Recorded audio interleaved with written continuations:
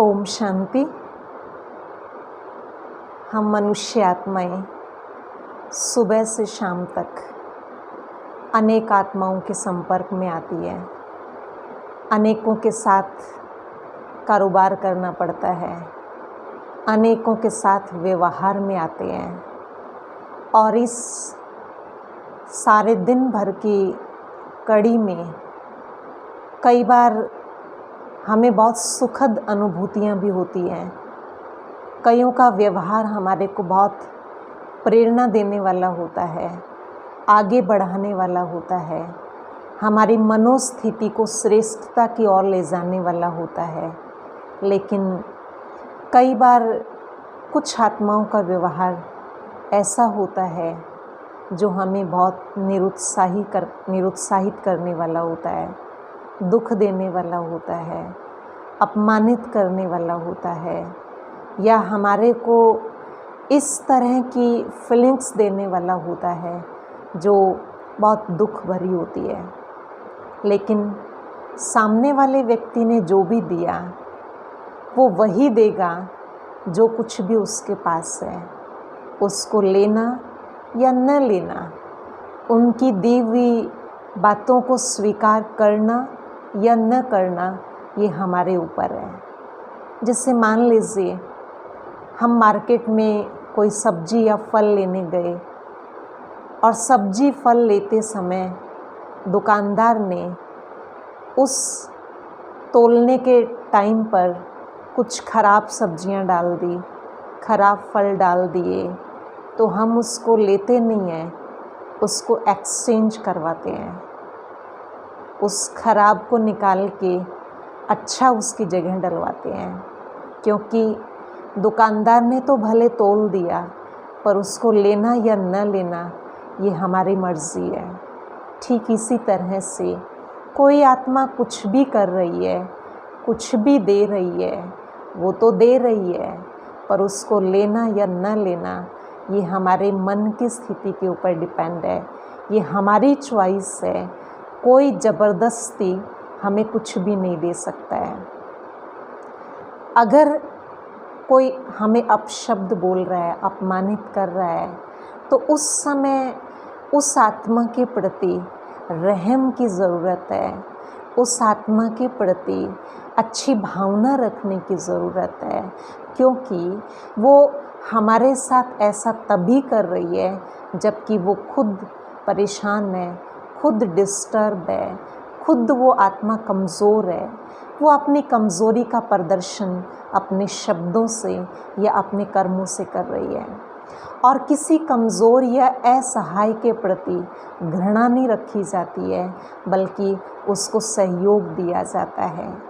भले वो हमसे पद में बड़े हैं, पोजीशन में बड़े हैं, धन की दृष्टि से हमसे बहुत ज़्यादा धनवान है, लेकिन शारीरिक रूप से भी वो बलशाली हो सकते हैं, लेकिन मानसिक रूप से और भावनात्मक रूप से वो हमसे बहुत कमज़ोर है। और उस आत्मा को शक्ति की ज़रूरत है, हिम्मत की ज़रूरत है। ऐसी स्थिति में हमें अपने मन में उनके भावों को, उनके शब्दों को, उनके कर्म को ना रख करके उस आत्मा को मानसिक सहयोग देने की ज़रूरत है। अपने मन से शुभ भावनाएं देने की आवश्यकता है और उस आत्मा को वो देना है जिसमें वो कमज़ोर है। हमें ये शुभ संकल्प रखने की ज़रूरत है कि ये बहुत श्रेष्ठ आत्मा है, ये शक्तिशाली आत्मा है, ये बहुत ही सुख देने वाली आत्मा है, ये सबको सम्मान देने वाली आत्मा है। जब हम मन से इस प्रकार की भावनाएं जागृत करके उस आत्मा को सहयोग देते हैं तो निसंदेह हमारे वाइब्रेशंस उस आत्मा को शक्तिशाली बनाते हैं, उसकी ये कमज़ोरी को मिटाने में सहायक होते हैं। इसलिए खुद अपने आप को अपनी शक्ति स्वरूप स्थिति में हमें स्थित करना है। इसके लिए खुद हमें अपने आप को रोज़ अमृत वेले आँख खुलते ही ये याद दिलाना है कि आज का मेरा दिन बहुत ही शुभ होगा, बहुत ही श्रेष्ठ होगा, बहुत ही शक्तिशाली होगा। कोई भी आत्मा मुझ आत्मा को डिस्टर्ब नहीं कर सकती। किसी के शब्द, किसी के बोल, किसी की भावनाएं मुझे अपनी श्रेष्ठ स्थिति से नीचे नहीं ला सकती है।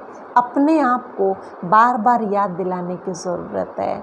जब बार बार अपने आप को याद दिलाते हैं तो वो स्मृति, वो याद हमारा सबकॉन्शियस माइंड एक्सेप्ट करने लग जाता है। वो हमारी स्थिति श्रेष्ठता वाली बनने लग जाती है। और जब हम अपनी श्रेष्ठ स्थिति में स्थित होते हैं तो किसी की कोई भी बात हमें डिस्टर्ब नहीं कर सकती है। तो जिस आत्मा से हमें नेगेटिव मिल रहा है उसकी नेगेटिव एनर्जी को डिस्ट्रॉय करने के लिए, उस नेगेटिव एनर्जी से अपने आप को बचाने के लिए हमें अपनी पॉजिटिव एनर्जी को क्रिएट करने की ज़रूरत है। क्योंकि एनर्जी हमेशा हायर लेवल से लोअर लेवल की ओर फ्लो होती है। जब हम पॉजिटिव एनर्जी क्रिएट करना शुरू कर देंगे तो सामने वाले व्यक्ति की नेगेटिव एनर्जी ख़त्म हो जाएगी और हमारे ऊपर उस नेगेटिविटी का कोई इफ़ेक्ट नहीं पड़ेगा, हम सेफ रहेंगे। इसलिए कमज़ोर आत्मा के व्यवहार से डिस्टर्ब होने के बजाय उसको सहयोग देने की ज़रूरत है, उसके प्रति शुभ भावना रखने की ज़रूरत है। और यही शुभ भावना हमें भी प्रोटेक्ट करेगी और सामने वाली आत्मा में भी एक सकारात्मक परिवर्तन आना शुरू हो जाएगा। ओम शांति।